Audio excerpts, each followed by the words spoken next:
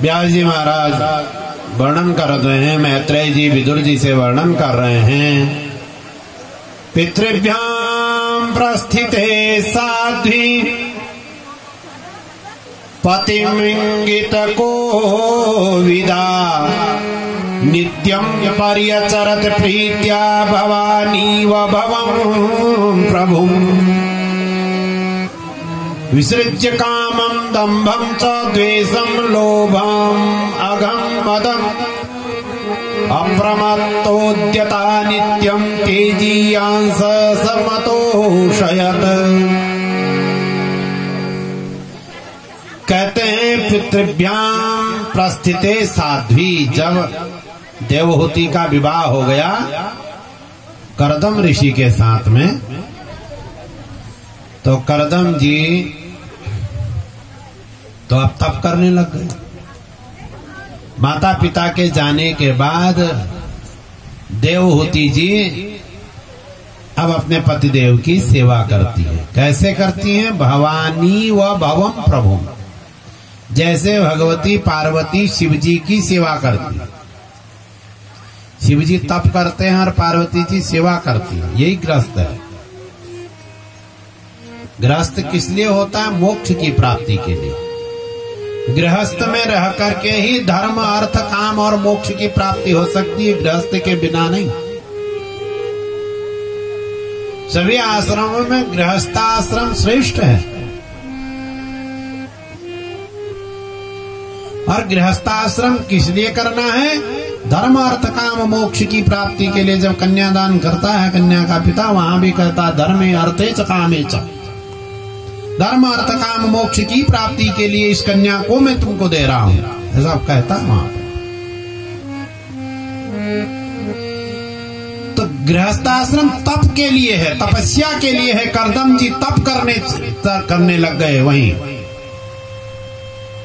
बिंदु सरोवर में, और देवहूति जी उनकी सेवा कर रही हैं। 9 वर्षों तक उन्होंने तपस्या की। करदम जी ने विवाह के तुरंत बाद 9 वर्ष तक तपस्या करने चले गए। ऐसा हमारा भारतीय परिवेश है। भारत के लोग ऐसे हैं। ये भारतीय ऋषि परंपरा है हमारी। विवाह के बाद तप करना चाहिए। गृहस्थाश्रम किस लिए? तपस्या के लिए, तप के लिए मिला है। पार्वती जी जब विवाह करके कैलाश में आई ना, तो उन्होंने भगवान से क्या कहा? विश्वनाथ मम नाथ पुरारी, हे विश्वनाथ आप मुझे भगवान की कथा सुनाइए। किसी चीज की जीवन में इच्छा नहीं है, क्योंकि ये गृहस्थाश्रम तप के लिए मिला है। एक वाचस्पति मिथिला में हुए, मैं आपको बहुत पुरानी बात बता रहा हूं, संत महात्माओं के द्वारा कही गई बात है, अब बहुत पुरानी बात है। षट दर्शन के वो विद्वान थे और सभी शास्त्रों में उन्होंने भाष्य लिखा था। उनका विवाह हुआ एक कन्या के साथ। विवाह होते ही वो अपना भाष्य करने लग गए शास्त्रों में। विवाह को 36 वर्ष बीत गए थे। उन्होंने अपनी पत्नी को का मुख तक नहीं देखा, पहचान नहीं सकते मेरी पत्नी कौन है। तो 36 वर्ष बाद वाचस्पति जी ब्रह्मसूत्र के शांकर भाष्य में अपनी टीका लिख रहे थे। तो टीका लिखते लिखते उनको एक पंक्ति दिखाई नहीं दी। क्यों? जो दिया जला था वो दिए की लौ मंद हो गई, कम हो गई। तो इतने में भामती जी आई, उनकी पत्नी है भामती वाचस्पति जी की। वो आई, उन्होंने दिए को ठीक किया। जब दिया ठीक हो गया, उससे प्रकाश आ गया, तो वाचस्पति जी ने पूछा, देवी तुम कौन हो? वो भूल गए मेरा विवाह भी हुआ था। तो भामती जी ने याद दिलाया कि आज से 36 वर्ष पूर्व आपका और मेरा विवाह हुआ है। उनका अच्छा याद आ गया मुझे, हाँ मेरा विवाह तो हुआ था, वो तो मैं भूल गया। तो पूछा देवी तुम्हारा नाम क्या है? अपनी पत्नी से पूछा तुम्हारा नाम क्या है? उसने कहा दासी को भामती कहते हैं, मैं आपकी दासी हूँ, मुझे भामती कहते हैं। वहां कहा देवी जो ये टीका लिख रहा हूँ ब्रह्मसूत्र पर, शांकर भाष्य पर, ये आज से तुम्हारे नाम से जानी जाएगी, भामती टीका हो गई। भागवत जी की कथा नहीं, भागवत के इतर में बता रहा हूं। तो ऐसा भारतीय चरित्र है। विवाह के पश्चात तप करना है। अब विसृज्य कामम दम्भम च, देवहूति ने भी काम क्रोध मद लोभ सबका त्याग कर दिया विवाह के बाद, और अपने पति की सेवा कर रही हैं। बिल्कुल दुबली पत्नी पर हो गई, बिल्कुल दुबली पत्नी। तो बस जब 9 वर्ष पूरे हुए, देव करदम जी उठे, उन्होंने देखा देवी तुमने मेरी बड़ी सेवा की है,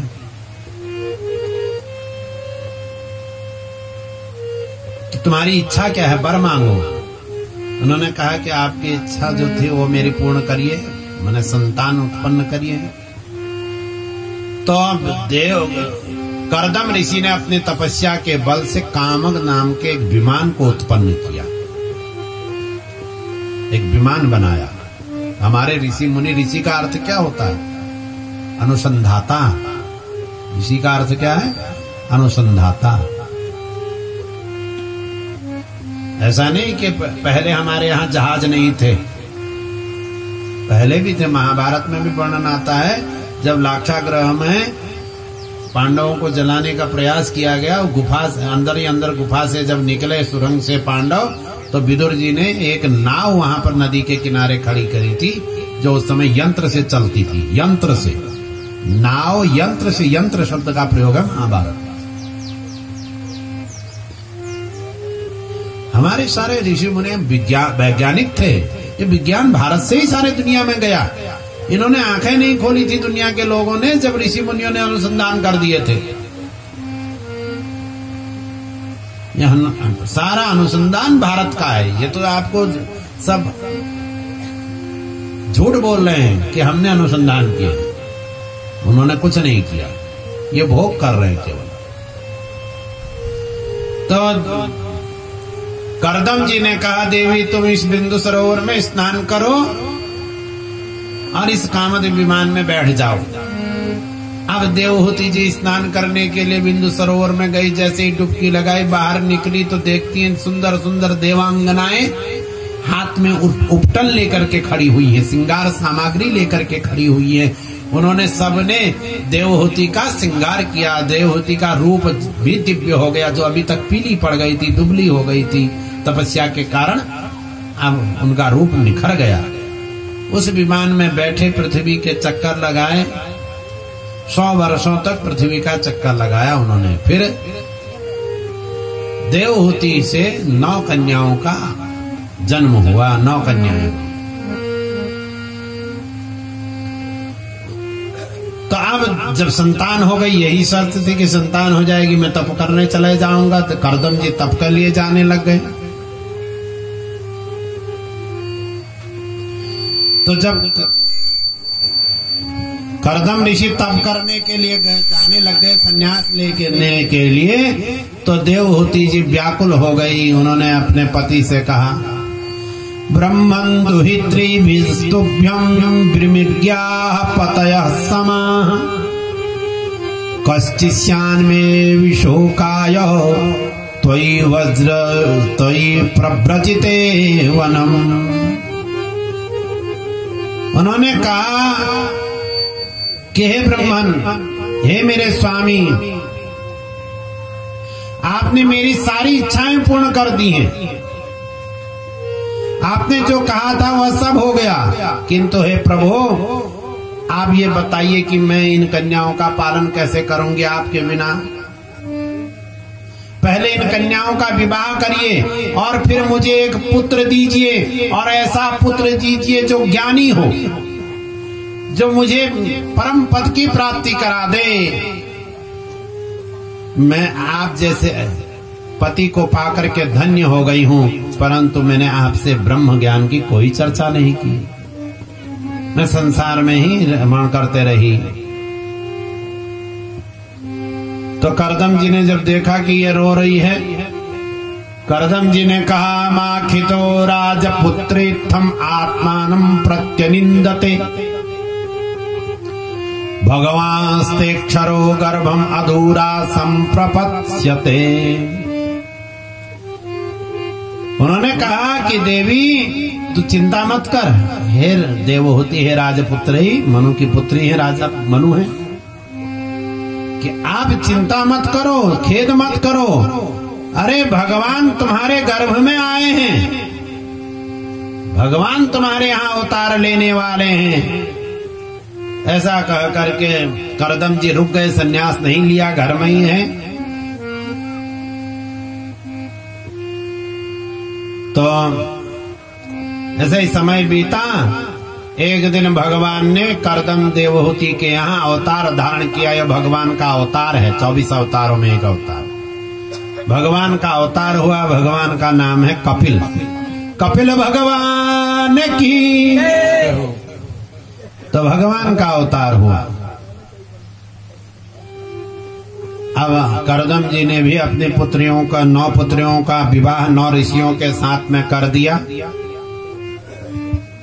और फिर वह भगवान की परिक्रमा करके वानप्रस्थ आश्रम में जा करके सन्यासी हो गए, वन में चले गए तपस्या करने के लिए। इधर विदुर जी से कह रहे हैं मैत्रेय जी कि जब करदम जी तप करने चले गए और उधर कपिल भगवान अपनी माता जी के साथ में वहीं बिंदु सरोवर में ही रह रहे हैं। तो एक दिन माता ने पूछा, माँ ने पूछा करदम जी कपिल ऋषि से।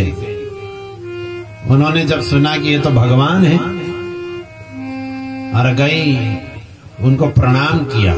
माँ बेटे को प्रणाम करती है। यद्यपि वो भगवान हैं, फिर भी वो हैं तो उनके पुत्र, परंतु जब कुछ ज्ञान सीखना हो तो अपने से छोटे से को भी प्रणाम करना पड़ता है। शिष्यस्ते हम, अर्जुन ने भी यही कहा भगवान से कि मैं तुम्हारा शिष्य हूं। जब उसने ये शरणागति स्वीकार की भगवान की, अर्जुन ने भगवान की जब शरणागति स्वीकार की, तब भगवान ने गीता सुनाई अर्जुन को। पहले नहीं सुनाई, पहले तो भगवान ने कहा देख ले इन कौरवों को। अर्जुन को अभिमान था ना पहले कि मैं संसार का, पृथ्वी का सबसे बड़ा धनुर्धारी हूं, गांडीव मेरे हाथ में, मुझे देख करके यह अक्षौहिणी सेना क्या करेंगी। तो जब उसने देखा, उसका मोह विषाद उत्पन्न हुआ उसको, तो उसने शरणागति भगवान की स्वीकार की। शिष्यस्ते हम, प्रभु दूसरे अध्याय में गीता के उसने कहा अर्जुन ने कि मैं आपका शिष्य हूं, जिसमें मेरा कल्याण हो वो मुझे बताइए, जिसमें कल्याण हो।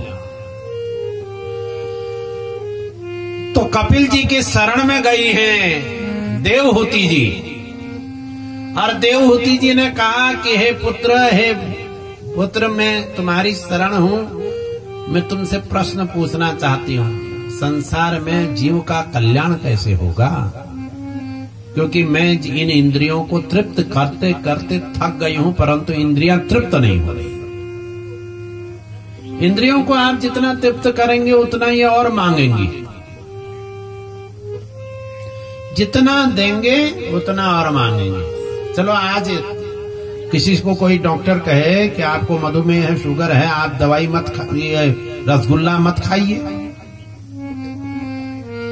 ये कहेगा तो कहेगा ठीक है नहीं खाएंगे। परंतु रसगुल्ला को देख करके मन होता है कि खाना है, एक खा लेते, आज खा लेते, आज के बाद नहीं खाएंगे। अब वो खा लिया तो उसके बाद फिर कभी देखा फिर खा लिया, तो एक बार खाने से तृप्ति तो होती नहीं। जितना खिलाओगे उतना ये और मांगेंगी इंद्रियां। इंद्रियों को तृप्त करते करते मनुष्य थक जाता है, इंद्रियां तृप्त नहीं होती है। ये इंद्रियों को मन के द्वारा परमात्मा में लगाना है। देवहूति जी यही पूछ रही हैं। अब ये बताइए कि इन इंद्रियों को तृप्त करते करते मैं थक गई हूं, मनुष्य का कल्याण कैसे होगा? कैसे मनुष्य का कल्याण हो? मनुष्य को क्या करना चाहिए? तो अपनी माँ के वचनों को सुन करके कपिल जी ने माँ से कहा कि हे माँ, कहते हैं कि हे माँ देखो, जो मैं तो यही समझता हूं कि ये जो आध्यात्म योग है, अर्थात आत्मा अनात्मा का विचार, यही मानव के कल्याण का मुख्य साधन है कि मैं कौन हूं। आत्मा अनात्मा का विचार करना चाहिए ना, हमने सोचना तो चाहिए आखिर हम हैं कौन? जो हमारे नाम है, क्या हम वो हैं या हम शरीर हैं या इससे पृथक कुछ हैं? ये विचार करना चाहिए। यही सिखाती है भागवत की कथा। आत्मा अनात्मा का विचार ही मानव के कल्याण का परम साधन है। कपिल जी ने कहा कि जीव के बंधन और मोक्ष में कारण मन है। मन के द्वारा इंद्रियों को हटाओ विषय वासनाओं से और उसको परमात्मा में लगाओ। मन बस में है तो सब कुछ मन है। मन एवं मनुष्याणाम कारणम बंध मोक्षयो। मन ही बंधन और मोक्ष का कारण है। ये मन बहुत दुष्ट है। मन बस में है तो जिसने मन को जीता उसने सबको जीता। जिसने मन को जीत लिया। गीता में अर्जुन ने भगवान से पूछा, चंचलम ही मनः कृष्ण, के हे कृष्ण ये मन बड़ा चंचल है, इसको कैसे वश में किया जाए? मन को वश में करने का उपाय क्या है? तो भगवान ने बहुत सरल उपाय बताया है वहां। कहा अभ्यासेन तो कौन्तेय, हे अर्जुन, इस मन को अभ्यास से वश में करना पड़ेगा। वैराग्येण च गृह्यते, विषय वासनाओं से वैराग्य करके मन को हटाओ, अभ्यास करो रोज। एक दिन में नहीं होगा ये। आप सोचो कि बुढ़ापे में होगा, बुढ़ापे में और व्यक्ति लोभी हो जाता है और इच्छाएं जागृत होती हैं और इच्छाएं बढ़ते जाती। जैसे जैसे उम्र बढ़ते जाती है ऐसे ऐसे इच्छाएं बढ़ती जाती हैं। इसलिए मन को मारिए, सबसे पहले मन को वश में करिए। कपिल जी ने कहा कि मन को वश में किया जाएगा सत्संग से। कपिल जी कहते हैं कि हे मां,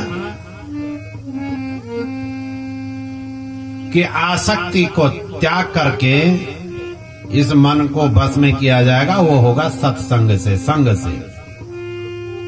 विवेकी पुरुष कहते हैं प्रसंगमजरम पासम आत्मानः कवयो विदुः सैव साधु सुकृतो मोक्ष द्वारमपावृतम। कपिल जी ने कहा कि विवेकी पुरुष संग या आसक्ति को ही विच्छेद बंधन मानते हैं, किंतु वही संग आसक्ति जब संतों के साथ में होती है, प्रभु के साथ में होती है, तो मोक्ष का द्वार खुल जाता है। जो आसक्ति दो प्रकार की, एक आसक्ति संसार के साथ में है। संसार के साथ में जो आसक्ति है वो बंधन का कारण है, और वही आसक्ति यदि संतों के साथ में हो गई, प्रभु के साथ में हो गई, तो वह मोक्ष के द्वार को खोल देती है। तो उन्होंने कहा कि तुम सत्संग करो। सत्संग इसलिए तो सत्संग किया जाता है। प्रथम भगति संतन कर संगा, श्री रामचरितमानस में बाबा कहते हैं तुलसीदास जी गोस्वामी जी कि पहली भक्ति है सत्संग करना, और वह भी सत्संग संत महात्माओं का। ये जो आप कर रहे हो ये सत्संग है। तो सत्संग के साथ सत्संग करो। भगवान कह रहे हैं अपनी मां देवहूति से, सताम प्रसंगान मम वीर्य संविदो भवन्ति हृत्कर्णरसा मनाः कथा तज्जोषणादा स्वपवर्गवर्त्मनि श्रद्धारतिर्भक्तिरनुक्रमिष्यति। भगवान ने कहा, कपिल देव जी ने कहा कि हे मां, इस प्रकार से तुम सत्संग करो साधुओं के साथ में, सतान प्रसंगान, और वहां कानों के लिए जो सुखदायी भगवान की कथा लीलाएं हैं उनको सुनो। उससे क्या होगा? उससे क्रम से व्यक्ति का जो है भगवान के प्रति श्रद्धा होगी, रति होगी, प्रेम होगा, भक्ति होगी, और फिर मोक्ष का मार्ग उसको मिल जाएगा। वो मोक्ष के मार्ग में जाएगा जो इस प्रकार से सत्संग करेगा। इसलिए संतों के साथ में जो संत हैं, और संतों को पहचानना है। संत जो हैं, जो संत होते हैं, वो संसार की बातें नहीं करते, वो भागवत की बातें करते हैं, वो भगवत चरित्र की चर्चा करते हैं। तो संतों के साथ में बैठ, अपनी माँ से कहा करदम जी ने, कपिल जी ने अपनी माँ से कह रहे हैं संतों के साथ में बैठो। संतन के संग लाग रे तेरी अच्छी बनेगी, संतन के संग लाग रे तेरी अच्छी बनेगी, अच्छी बनेगी तेरी बिगड़ी बनेगी, अच्छी बनेगी तेरी बिगड़ी बनेगी, कोई तेरो बड़ भाग रे तेरी अच्छी बनेगी, कोई तेरो बड़ भाग रे तेरी अच्छी बनेगी, संतन के संग लाग रे तेरी अच्छी बनेगी।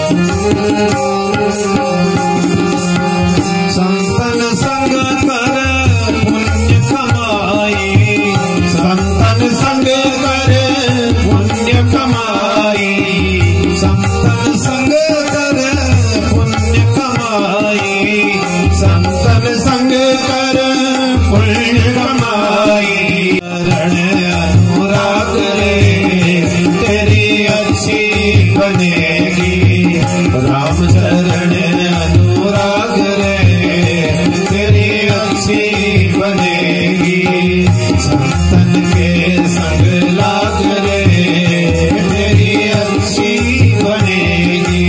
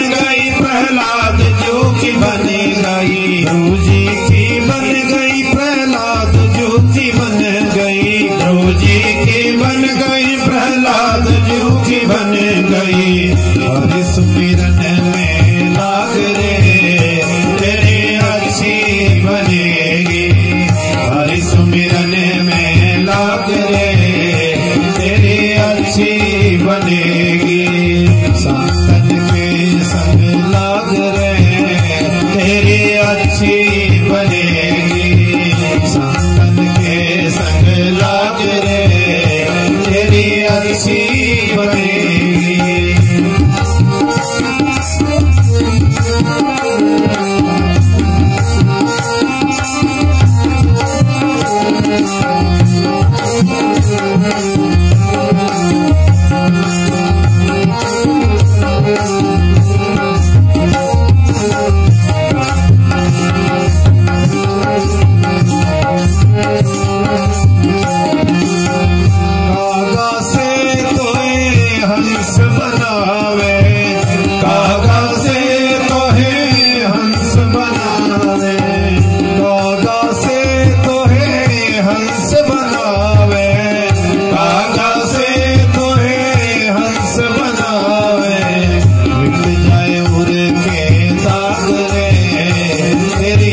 अच्छी बनेगी, मिट जाएंगे दाग रे तेरी अच्छी बनेगी, संतन के संग लाग रे तेरी अच्छी बनेगी।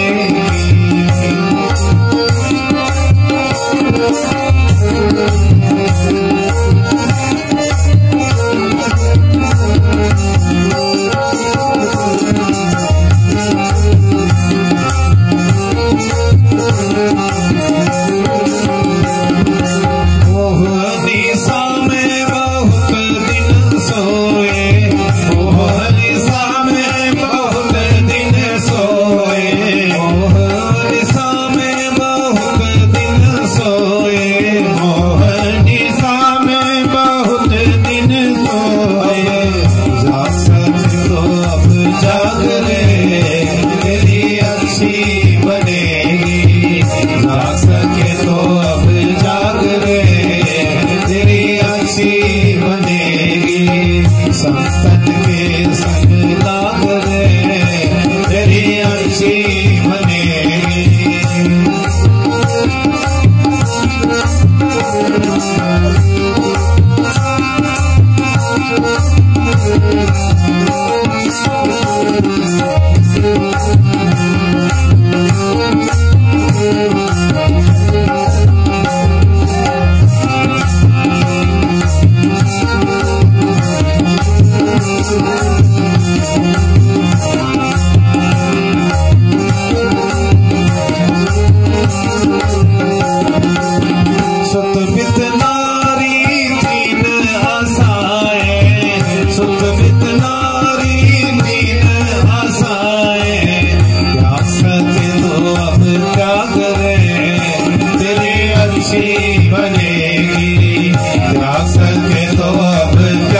रे तेरी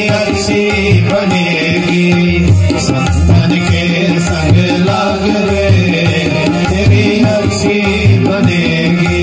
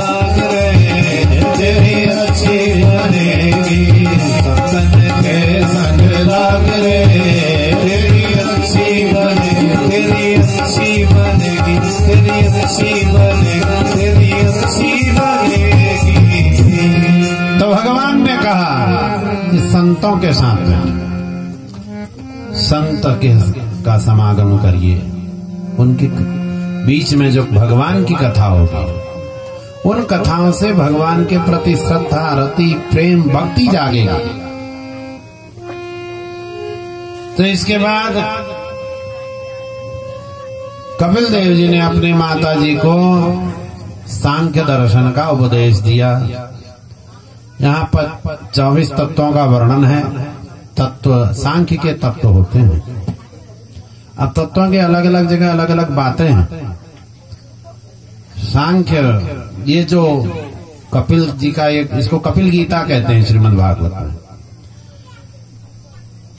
और श्रीमद् भागवत के तृतीय स्कंद से 33 स्कंद से तृतीय स्कंद के 25वें अध्याय से 33 अध्यायों तक ये वर्णन है।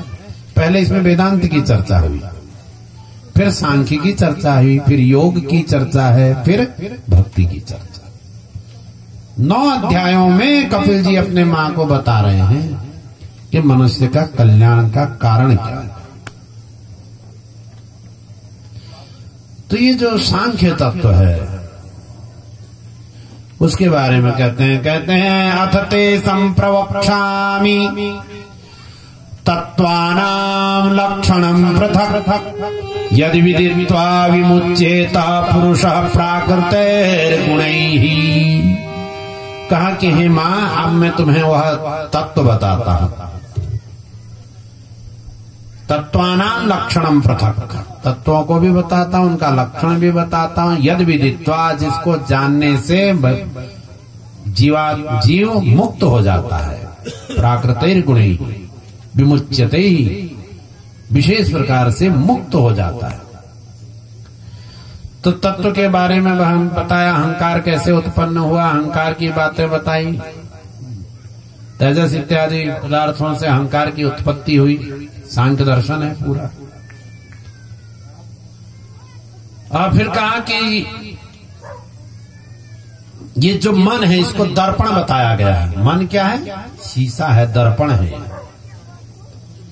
मन ही सारे पदार्थों को ग्रहण करता है। सभी चीजों को कौन ग्रहण करता है? मन ग्रहण करता है। तो मन जो है संकल्प विकल्प करता है। संकल्प विकल्प जो ये हो हम करते हैं, अब ऐसा हो जाएगा तो हम ऐसा कर लेंगे, ऐसा कर लेंगे। ये जो है संकल्प विकल्प, ये मन का कार्य है। संकल्पात्मकम मनः, मन क्या है? संकल्प विकल्पात्मक है, संकल्प करता है, विकल्प करता है। और अध्यवसायो बुद्धि ही, बुद्धि क्या है? निश्चय करती है। मन हो गया, बुद्धि हो गई। कहते हैं अभिमानो अहंकार, अहंकार जो है अभिमान करता है। और तो ये जो चित्त है, मन है, अहंकार है और बुद्धि है, ये 4 अंतः चतुष्टय कहे जाते हैं। 4 हो गए, इनको गिन के रखिए, ये सब काम आएंगे। तत्व कितने होते हैं? सारा खेल तत्वों का है, तत्वों से। तो कहते हैं कि भगवान की जो चेतना शक्ति के कारण, उसके प्रेरणा से तामस अहंकार के विकृत होने पर 5 तन्मात्राएं उत्पन्न होती हैं। शब्द, स्पर्श, रूप, रस और गंध की उत्पत्ति होती है। इन्हें तन्मात्राएं कहते हैं। और इन तन्मात्राओं के क्रमशः आकाश, वायु, तेज, जल और पृथ्वी ये उत्पन्न होते हैं इनसे। राजस अहंकार से 5 ज्ञानेन्द्रियां, 5 कर्मेंद्रियां उत्पन्न होती हैं। इनमें श्रोत्रिय, त्वक इंद्रिय, घ्राण इंद्रिय, चक्षु इंद्रिय, रसने इंद्रिय, ये 5 इंद्रियां हैं। शब्द, स्पर्श, गंध, रूप, रस का इनसे ज्ञान होता है, इन इंद्रियों से। वाक, पाणी, पाद, पायु, उपस्थ, ये 5 कर्मेंद्रियां हैं। इनके द्वारा मनुष्य भाषण करता है, आदान प्रदान करता है, गमनागमन करता है, मलत्याग करता है, विषयानंद रूप कर्म को करता है। इनमें प्रथम 5 ज्ञानेंद्रियों के जो देवता हैं, दिक्, वायु, अश्विनी कुमार, सूर्य और वरुण हैं। कर्मेंद्रियों के अधिष्ठात्री देवता वहनी माने अग्नि, इंद्र, विष्णु, मित्र और प्रजापति हैं। कहते हैं 5 महाभूत, 5 महाभूत हो गए, 5 तन्मात्राएं हो गई, 10 हो गए। और 4 अंतः चतुष्टय हो गए, मन, बुद्धि, अहंकार और चित्त। 4 हो गए, 5 5 10 और 4 14 हो गए, और 10 इंद्रियां हो गई, 5 कर्मेंद्रियां और 5 ज्ञानेंद्रियां। तो कितने सब मिलाकर कितने तत्व हुए? 24 तत्व। सांख्यकारिका के अनुसार है तो वैसे ही, परंतु सांख्यकारिका में वो क्रम दूसरा है। वहां यहाँ का क्रम दूसरा है, सांख्यकारिका का क्रम दूसरा है। तो कहते इन्हीं 24 तत्वों से एक अंड की रचना होती है, एक अंड की रचना होती है। उसमें ये सब तत्व जाते हैं, फिर भी वह अंडा उठता नहीं। वह निर्वाच मुखम भेजे नोदतिष्ठ तदा विराट। कहते हैं कि उस अंडे के मुख में अग्नि प्रवेश करता है, फिर भी वह विराट पुरुष उठता नहीं है। वह कब उठता है? जब उसमें भगवान का प्रवेश होता है, जब उसमें भगवान आत्मा का प्रवेश कराते हैं, तब वह अंडा उठता है। तो इस प्रकार से ये 24 तत्वों का वर्णन करते हुए 25वां तत्व इसमें आत्मा को ही माना गया है कहीं कहीं। इसके बाद मोक्ष वर्णन किया अपनी मां से, और फिर योग के लक्षण बताए। कहते हैं यम नियम आसन प्राणायाम प्रत्याहार धारणा ध्यान समाधयो अष्टांगानी। योग के 8 अंग हैं। यम, यम किसको कहते हैं? कहते हैं अहिंसा, हिंसा न करना, सत्य बोलना, अस्तेय माने चोरी न करना। चोरी करने का अर्थ किसी का द्रव्य चुराना नहीं, अपने कर्मों की भी चोरी करते हैं। जो कर्म परमात्मा ने हमको सौंपा है, हम यदि उसको नहीं करते हैं ठीक ढंग से तो हम चोरी करते हैं। ब्रह्मचर्य अपरिग्रह, ब्रह्मचर्य का पालन करना, और अपरिग्रह माने दान नहीं लेना। ये 5 यम कहे जाते हैं। अब है नियम। नियम कहते हैं शौच माने पवित्रता, बाहरी पवित्रता और भीतरी पवित्रता। संतोष, तप, स्वाध्याय और ईश्वर परिधान, ये 5 नियम है। फिर आसन है सुखपूर्वक जिसमें बैठ सके, उसको आसन कहते हैं। और फिर प्राणायाम है। अब प्राणायाम का नंबर आता है। तो ये जिनके 5 चीज ठीक है, यम और नियम 5 वो ठीक है, 10 और सुखपूर्वक आसन में बैठने का अभ्यास है, तो वही व्यक्ति प्राणायाम कर सकता है। सब थोड़ी कर सकते हैं। खूब झूठ बोला और प्राणायाम भी किया तो समाधि नहीं लग सकती। योग का चरम क्या है? समाधि। योग का समाधि लगानी आनी चाहिए ना योग के बाद। तो समाधि कब लगेगी? जब इतने नियमों का हम पालन करेंगे। तो ये तो प्राणायाम भी 3 प्रकार के मुख्य रूप से हैं, पूरक, कुंभक और रेचक। कहते हैं मन के द्वारा इंद्रियों को बलपूर्वक विषयों से हटा देना ही प्रत्याहार है, उसको प्रत्याहार कहते हैं। और भगवान के स्थूल रूप में, भगवान के स्थूल रूप में अपना मन लगा देना, इसको धारणा कहते हैं। और भगवान में चित्त को एकाकार कर देना, इसको ध्यान कहते हैं। कहते हैं कि ध्याता, ध्येय और ध्येय, ये जो त्रिपुटी है, ये जब एक हो जाती है, ध्याता, ध्यान, ध्येय जब एक हो जाता है, तीनों जब एक हो जाते हैं, उस अवस्था को समाधि कहते हैं। तो वो समाधि है। अपने माँ को योग का लक्षण बताया, फिर भक्ति का बताया कि कहा माँ सारे मार्गों में सबसे सरल मार्ग है भक्ति का मार्ग। भक्ति का मार्ग। तो मैत्रेय जी ने 9 अध्यायों में कपिल जी ने 9 अध्यायों में यह वर्णन किया है, मैत्रेय जी विदुर जी को बता रहे हैं। तो अपने माता को इस प्रकार का प्रवचन दे करके कपिल जी वहां से चले गए। मां भी अब अकेले ही उस बिंदु सरोवर पर रह करके भगवान के द्वारा बताए गए उपदेशों के द्वारा अपना जीवन यापन करने लग गई और भगवत भजन करती है और मोक्ष को प्राप्त करती है देवहूति जी। तो ये है देवहूति का चरित्र। तो जो तप करता है जीवन में, उसके यहाँ भगवान आकर के पुत्र के रूप में उसको उपदेश देते। जिस गृहस्थ के यहाँ तप होगा उसी के यहाँ कपिल जैसे पुत्र का अवतार होगा और वह मोक्ष को प्राप्त करेगा। तो मोक्ष मिला कि नहीं गृहस्थ से? तो गृहस्थ आश्रम सभी आश्रमों में श्रेष्ठ है, वह तप के लिए है। तो इस प्रकार से तृतीय स्कंद से कथा चतुर्थ स्कंद की ओर बढ़ी।